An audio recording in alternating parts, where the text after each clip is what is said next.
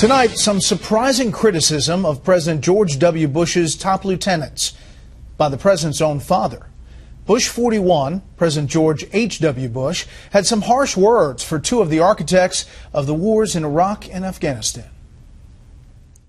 In a new biography of President George H.W. Bush, the 41st president breaks his silence on his son's war team of Defense Secretary Donald Rumsfeld and Vice President Dick Cheney. He likes Cheney, respects him, but he clearly believed and wanted the historical record to reflect that he had objections to how Cheney had conducted his vice presidency. Jon Meacham is a Pulitzer Prize-winning historian and author of Destiny and Power, the American Odyssey of George Herbert Walker Bush. For the book, Meacham was granted unprecedented access to the Bush family and their archives. President Bush 41 believed that Cheney embodied an image of the 43 administration that was in some ways counterproductive around the world. The elder Bush believes that Cheney acted too independently of his son and advocated too hawkish a line after the attacks of September 11th, 2001.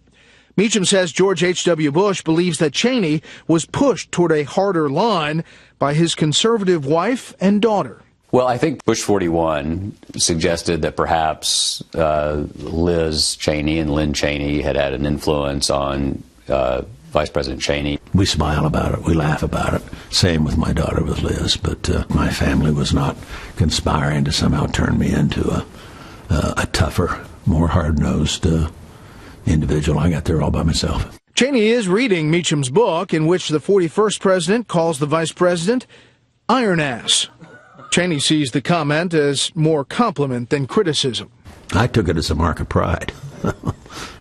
The attack on 9/11 was worse than Pearl Harbor in terms of the number of people killed and the amount of damage done. So that, I think a lot of people believed then and still believe to this day that I was aggressive in defending, in carrying out what I thought were the right policies. Meacham also writes in the book that, quote, Bush 41 believed Cheney and his hard-charging staff had fueled a global impression of American inflexibility.